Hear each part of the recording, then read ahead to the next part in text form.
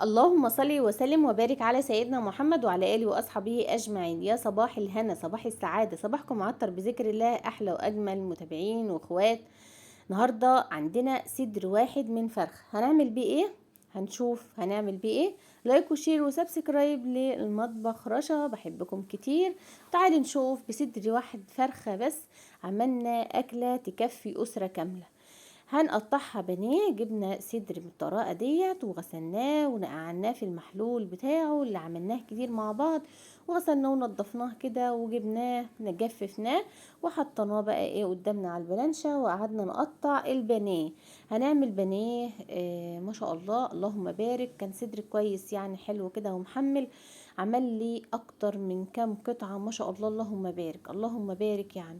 لايك وشير وسبسكرايب. وتعالي نشوف احنا هنعمل الصدر ده ازاي.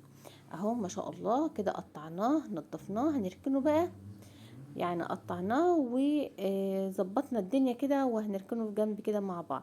عندي هنا كوباية من الحليب. ينفع زبادي يا رشا؟ ينفع زبادي. ينفع لبن رايب؟ ينفع لبن رايب. اي نوع لبن عندك عشان يدي بس طراوة للأنسجة ويبقى كويس. تمام.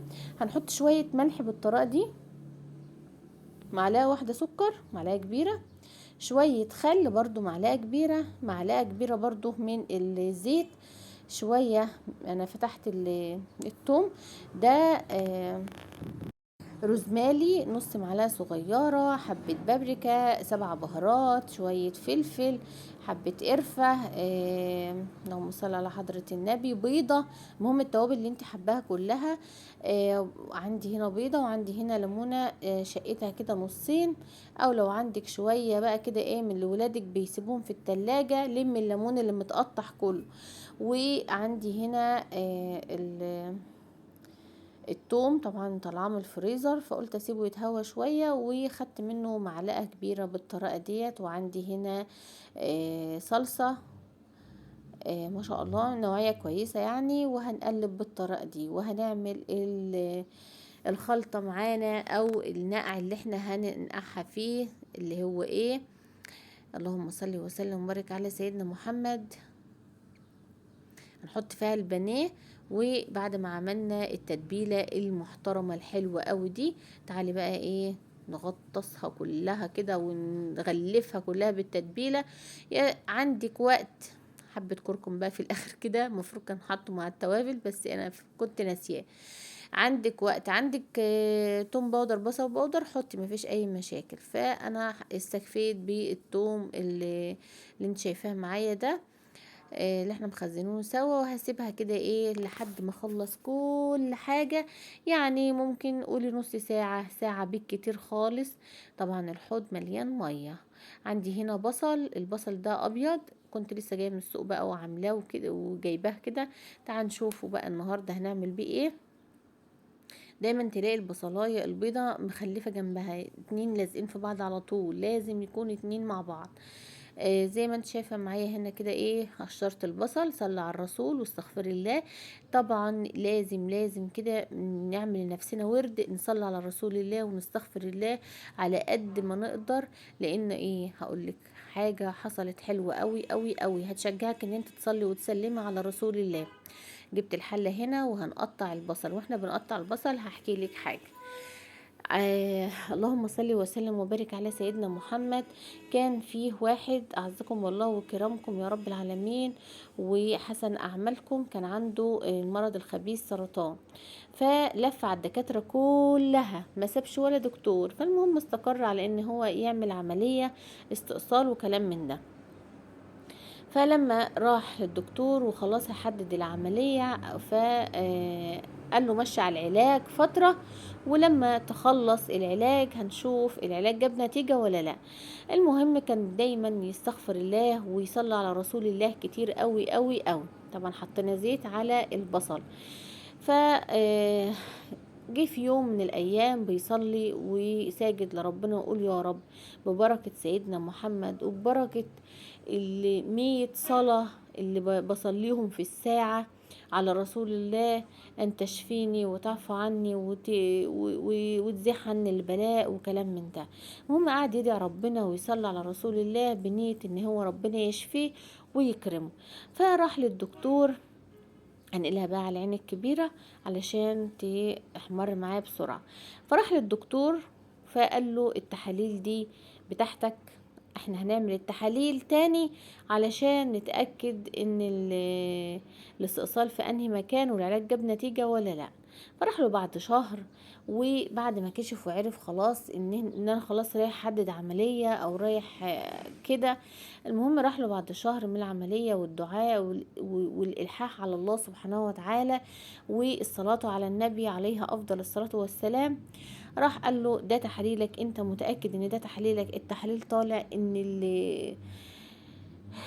الايجابي ومفهوش اي حاجة خالص وسلبي، ان مفيش اي حاجة خالص عندك وكأنك لم يكن عندك اي شيء من هذا المرض. فاستغرب واستعجب وقال سبحان الله، انا كده جبت طاسة صغيرة هحط فيها معلقة كبيرة من السكر وهكرملها، والبصل محطوط عليه نص معلقة من الملح. خليكي فاكرة النص معلقة من الملح دي من عيار الرز لما نحط الملح في الاخر. طيب هنرجع لمرجوعنا للراجل اللي قعد يستغفر الله ويصلي على رسول الله كتير وبنية ان ربنا يشفيه ويزيح عنه يا رب. فالحمد لله راح الدكتور قال له لا ده مش تحليلك، قال له والله ده تحليلي وانا اللي محلله وكده. فقال له لا انت ما عندكش اي حاجة وبركة، انت عملت ايه؟ قال له استغفرت كتير بنية الشفاء وصليت على رسول الله، فربنا جبر بخاطري وكرمني الحمد لله. فعايزه اقول لكم دايما تعملوا لنفسكم ورد، دايما دايما على الاقل خالص 100 صلاه على الرسول عليه الصلاه والسلام. كل يوم لازم تصلوا على رسول الله. حطينا شويه ميه، طفيت الاول البوتاجاز وحطيت شويه ميه وقلبت السكر واداني اللون البني الجميل اللي زي العسل ده. طيب احنا هنعمل بايه دلوقتي؟ هقولك هنعمل هنا شوية رز زي القمر وزي السكر. بجد بجد والله العظيم جربي الطريقة دي في الرز، اعتبر رز صيادية حلو قوي. مش هتندمي ابدا. تعالي بقى على ما البصلايه دخلت في الاحمرار اللون الجميل ده، هنحط كل التوابل بتاعتك بقى، نحط 7 بهارات وحبة فلفل وحبة قرفة. وطبعا لو عايزة تحطي ورق لوري مفيش اي مشاكل. طبعا عايزة اقولك لما هنحط هنا كيس، بقية الكيس من الهارفست اللي هو الصلصة اللي نوعها حلو على فكرة، ومش بتبوظ خالص لو فضلت عندك في التلاجة. هنحط بقى، هنكرمل بقى كل ده السكر المكرمل هنحطه على الرز. جربي جربي جربي بجد والله الطريقة ديت حلوة قوي في الرز. حط عليها بقى شوية مية يا سخنة يا باردة مش فارقة، المهم ان احنا هننتظر لما تغلي. وتعالي بقى نشوف احنا هنعمل ايه تاني، نسيبها ايه تاخد وتدي بشكل ودي مع نفسها كده. تعالي بقى نشوف احنا ايه بعد ما غلت كده هنعمل ايه. في الوقت ده كنت انا نقيت الرز وغسلته ونضفته بالطريقه دي وحطيته على الرز الميه اللي احنا عملنا فيها البصل والتوابل وحبه صلصه وشوية السكر مكرملين عشان يدي اللون الجميل الفظيع بصراحة. يعني الكل شكر فيه بجد بجد يعني، وهم قاعدين بياكلوا. تسلم ايدك تسلم ايدك بصراحة. يعني الحمد لله بفضل ربنا، ربنا يديمها عليا نعمة واقدر اخدم اللي حواليا لحد اخر يوم في حياتي. انا بحب المطبخ قوي وربنا يا رب يديمها نعمة في حياتي وما احتاجش لاي حد يساعدني في اي حاجة. تعالي بقى ايه نشوفه هو هيعمل ايه دلوقتي. هو خلاص دخل في ان هو ينشف اهوت، هنقلبه قلبه ولازم تقلبيه علشان ما يعملش آه، طبقة من تحت ناشفة وكده. فهنقله على العين الصغيرة عشان انا عايزة العين الكبير. تعالي بقى ننقله سوا كده. نحوش الجريل وهنولع البوتاجاز ونعلق عليه على العين الصغيرة دقيقتين كده ونوطي عليه عشان هو لسه فيه ميه. تعالي بقى نشوف احنا هنعمل ايه. انا حطيت الجريل على النار وعلى ما يسخن هكون عملت ايه الكفر بتاع البانيه. جبت شويه دقيق حللتهم في المنخل بالطريقه دي. تعالي بقى نشوف احنا هنعمل فيها ايه. التوابل اللي انت حطيتيها على البانيه، بابريكا، شوية فلفل، 7 بهارات، صلى على رسول الله، شوية ملح، وعايز تحطي كركم برضو مفيش اي مشاكل. وتعالي بقى ايه بشوكة كده وطلعي، مش شرط انك تعوصي ايديك علشان ايدك ما تشيلش دقيق، وبشوكة كده وتطلعي البانيه بتاعك بالطريقة دي. هنعمل له كفر وهنجيب طبق ونحط كل اللي احنا هنعمل الكفر وتتك عليه بالطريقة دي. طيب انا مش مستعجلة على الغدا او العشاء، او على البانيه عموما، وعايزه اسيبه في التلاجة او اسيبه في الفريزر يكون احسن واحلى واشيك كمان لما تحطيه في التلاجة او الفريزر لمدة ساعة او ساعتين. انا طبعا كنت مستعجله فسبته حوالي نص ساعه لما خلصت كل الحاجات اللي حواليا ديت. كنت جايه طبعا من السوق والرخامه دي كانت مليانه حاجات، قعدت عزولتها وعملت حاجات كتيره والله على ما سبت البانيه دي. المهم ان هو اتبل، يعني التتبيله الباقيه اللي احنا هتفيض معاكم دي مش هرميها. انا دلوقتي عندي وانا قاعده بعمل في البانيه فلقيت جوزي جايب لي كيسه فراخ وقال لي اعمليها، فقلت طبعا بما ان احنا عندنا بانيه النهارده فانا مش هعملها بقى دلوقتي، هخليها وقت تاني. تمام تمام، مركزين، قولوا مركزين. وحشتوني ووحشني الفيديوهات، واسفه بجد ان انا اتاخرت عليكم. في كتير بنات دخلوا له قالوا لي انت ما بتنزليش ليه خاص على الخاص، ما بتنزليش فيديوهات ليه. والله بجد انا احيانا بيجي عليا وقت كده ان انا مش عايزه يعني اصور، مش فاضيه، المود بتاعي مش ظريف، فيعني كده فانا رجعت لكم اهوت وعملت لكم احلى فيديو. زي ما انت شايفه معايا هنا في الجريل حطيت شويه بتاع اسمه ايه زيت، وهحط بقى القطع اللي معانا ديت ايه البانيه. صلي على الرسول وما تسرحيش معايا وحط لايك، ولو مش مشتركه في القناه اتمنى تشتركي وتفعلي الجرس. احنا بنعمل اكلات اقتصاديه كتير، بنعمل معجنات، وكمان بنعمل حوادق، وبنعمل كل حاجه على القناه ممكن تتعمل في المطبخ، وكمان روتينات وتشجيع. المهم ان شاء الله باذن الله فيديوهاتنا تعجبك وهتتشجعي.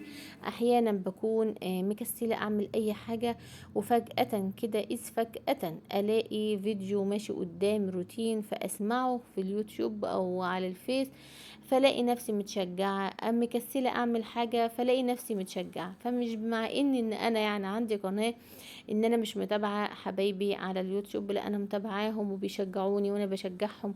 شكرا للكومنتات الجميله اللي بتشجع بجد. وما ننساش بقى الورد صباحا مساء، كل سنه وانتم طيبين. طبعا احنا داخل علينا خلاص، باقي يعني شهر ونص وهتلاقي العيد الكبير دخل علينا. ان شاء الله نعمل اكلات العيد الكبير باذن الله.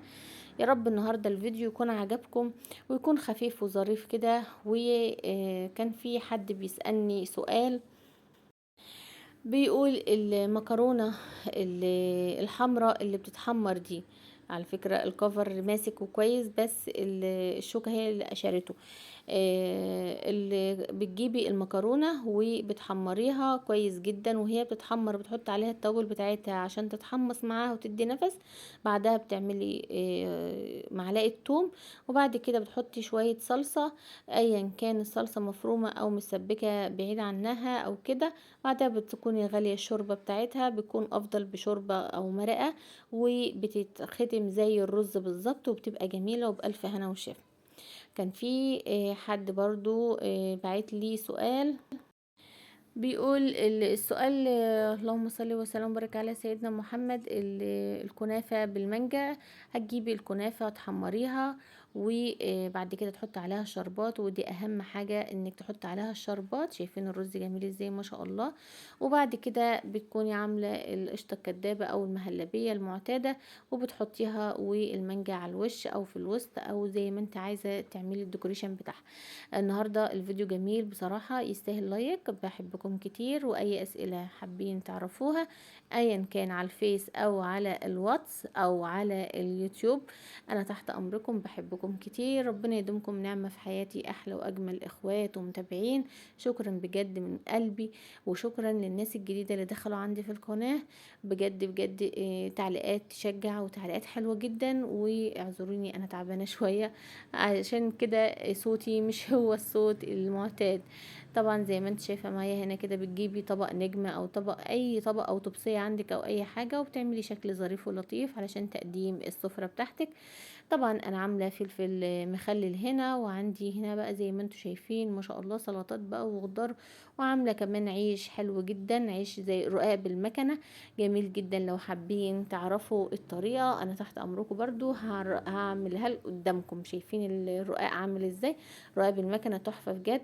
بحبكم كتير، ودي اكلتنا النهاردة. اشوفكم في فيديو جديد، لايك وشير وسبسكرايب للقناة، وادعولي بجد، انا محتاجة دعواتكم لان انا فعلا تعبانة. وربنا يا رب يشفي جميع امراض المسلمين ويصلح حالنا جميعا، اللهم امين يا رب العالمين. تحياتي جميعا، اشوفكم في فيديو جديد، سلام.